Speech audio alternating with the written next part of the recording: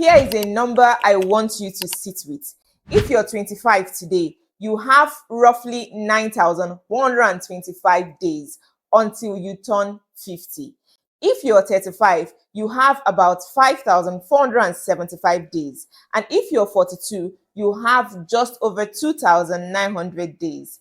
Those numbers sound very different, but here is what they all have in common. The window is smaller than it feels, because subtract the weekends where you're resting, subtract the months where life gets complicated, a healthcare, a job or location change, a season where survival takes over strategy. Subtract the time you spend watching financial content, nodding along, and then doing nothing differently. What's left is the real window, and it is moving whether you're ready or not. Now, here is the thing. At 25, you have time, but you probably don't have urgency. At 35, you have some urgency, but you still feel like there is room to delay. At 42, you know exactly what I'm talking about. And if something hasn't clicked yet, this video is the one you needed 5 years ago. But regardless of where you are right now, the decisions are the same, 7 of them. And the people who are genuinely free at 50 made those decisions early enough for those decisions to mature. The only difference between someone who starts at 25 and someone who starts at 38 is not whether they can build wealth. It is how hard each naira has to work to get them there. So wherever you are today, this is your starting point. Today, I'm going to show you exactly what those 7 decisions are in the right order with real numbers. Let's go. One thing before we start the list.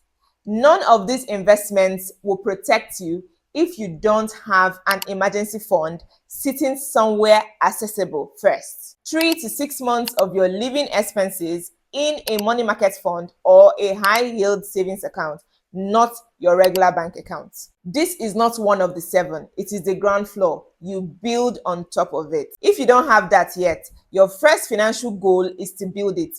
Everything else comes after.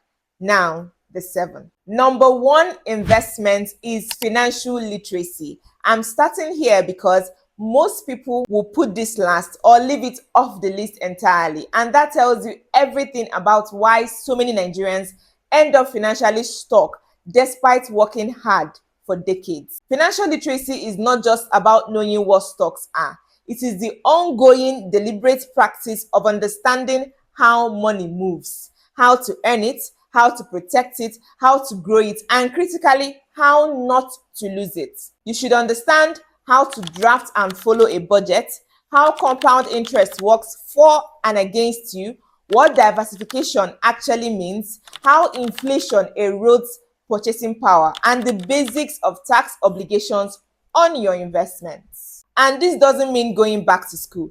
It means being intentional, reading, watching credible finance content, having conversations with people who know more than you do. Which, by the way, if you have ever wanted a structured one-on-one conversation about your specific financial situation, I do offer personal consultations. The details are in the description. It is one of the fastest ways to get clarity without having to piece it all together alone. Financial literacy is the investment that makes every investment on this list more effective.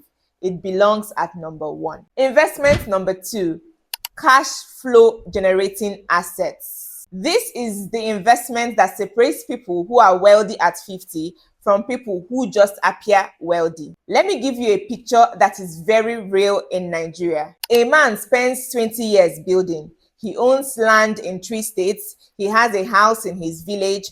On paper, he has built something. But his child needs 300,000 naira for school fees, and he has to borrow it because everything he owns is locked in assets that are not paying him anything regularly. That is the wealth trap.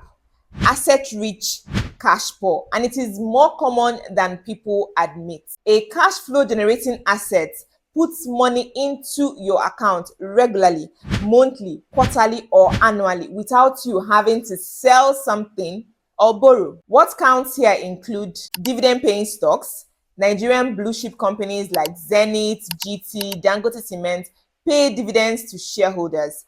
If you own 100,000 Zenith Bank shares and they pay 3 naira 50 kobo per share, that is 350,000 naira into your bank account. You didn't have to do anything that day. You just owned the shares. Rental income is another one here, but only from property that is actually generating income, not just sitting empty. Money market funds, treasury bills and bonds which pay regular interest. REITs, real estate investment trusts.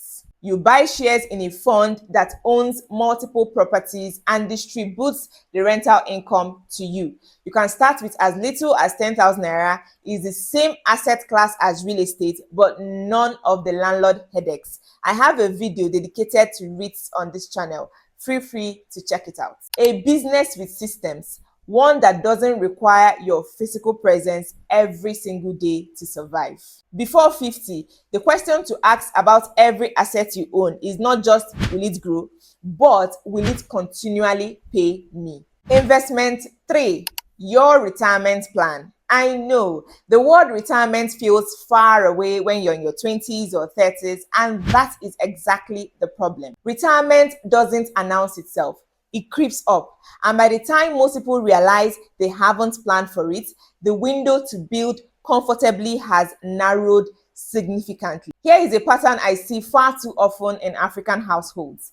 People reach old age with no financial plan of their own, so they depend entirely on their children. And I want to say this carefully. There is nothing wrong with children supporting parents. That is part of our culture and it is honorable. But there is something deeply wrong with making that your only plan, because your children will have their own mortgages, their own school fees, their own emergencies. And if you arrive at retirement with nothing, you are not just struggling, you are transferring that struggle to the next generation. A retirement plan does not have to be complicated. It means having a strategy now while you still have time for how you will sustain yourself financially when active income slows down or stops. Concretely, this could mean a retirement savings account, RSA, through your PFA, which many employed Nigerians have but never actively manage. Log in, check your balance, know what it's doing. Long-term equity investments that you don't touch for 15 to 20 years. A combination of dividend income and rental income that can cover your basic expenses when you are no longer working full-time. The earlier this plan exists, even as a rough outline, the less pressure every decade puts on the next. Investment number 4. Health investment plan. This one, people consistently underestimate until it's too late. Getting older costs money. This is not being pessimistic, it is biology. And in Nigeria, public healthcare infrastructure is what it is. The financial burden of medical expenses falls almost entirely on the individual and their family. A health investment plan means having a deliberate strategy for how medical expenses will be handled before something goes wrong. This includes health insurance through your NHIA or HMO plans, which many employers offer their staff. Understand what yours covers, and if you don't have one, get one. The out-of-pocket cost of a single hospitalization without insurance can wipe out months or even years of savings. Preventive health habits.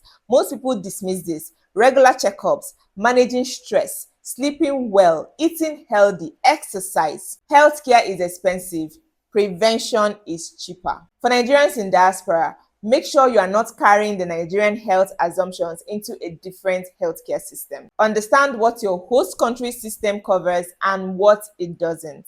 Before 50, have a health plan, not a vague intention, an actual plan. Investment number 5, a combination of soft and hard assets. By 50, your investment portfolio should not be one-dimensional. It needs a combination of soft and hard assets. And here is exactly what that means. Hard assets are physical, tangible, things that you can see and touch. Land and property, a physical business or equipment, commodities, while soft assets are financial instruments, things that exist entirely on paper or on screen but hold real value. So here we're talking stocks, bonds and treasury bills, mutual funds. Both have their strengths and weaknesses. Hard assets, particularly real estate, tend to hold value well against inflation. But as we talked about earlier, they can be completely illiquid. You cannot sell half a plot of land to pay an urgent bill. Soft assets are liquid and flexible. You can exit most of them within days, but they can be volatile and they require a level of financial knowledge to manage well, which is why we started with financial literacy. The goal is balance. If all your wealth is in land, you're exposed to the cash flow trap. If all your wealth is in stocks, you're exposed to market volatility with no physical anchor. A practical framework before 50 include having at least one piece of physical property for long-term value and preservation, and a diversified portfolio of soft assets like local stocks, dollar-denominated ETFs, bonds, and mutual funds for liquidity and growth. You don't need equal amounts in both. You need intentional exposure to both. The ratio depends on your income, your risk tolerance, and your timeline, which is exactly the kind of thing worth walking through in a one-on-one session with me. If you want a plan built around your specific numbers, the link to book your slot is going to be in the description of this video. Investment 6.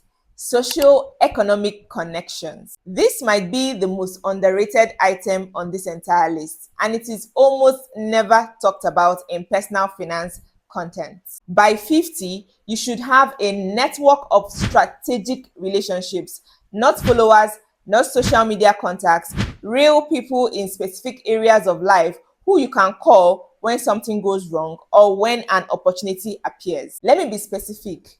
I mean a trusted financial advisor or accountant who understands your situation. A lawyer you can call for contracts, property transactions, and disputes. A doctor or medical contact who can give you honest guidance when you or your family member is ill. People operating at the level you want to reach in business, in investments, in your industry, whose conversations pull you forward. Why does this count as an investment? Because at 50, you do not have the luxury of time that you had at 25.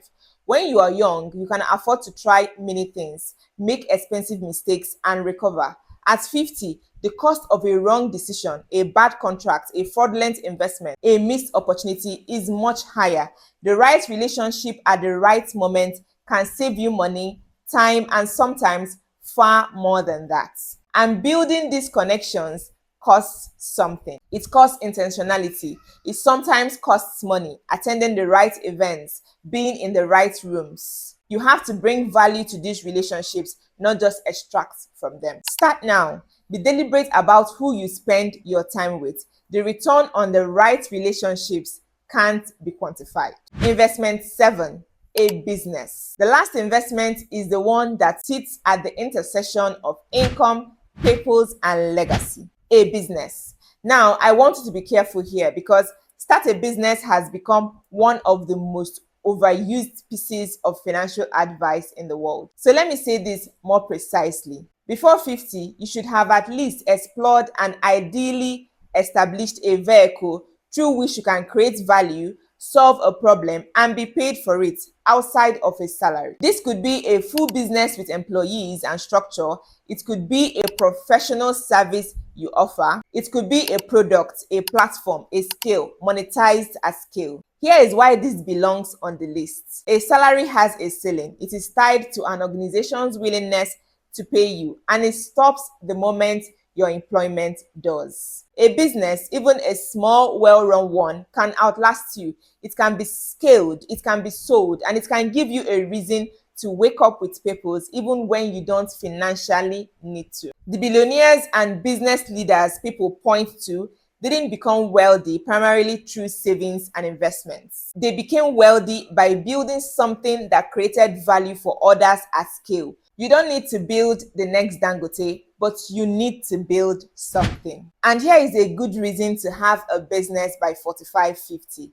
One of my mentors mentioned something that I thought was genuinely insightful. When you retire from active employment, you need somewhere to direct your energy.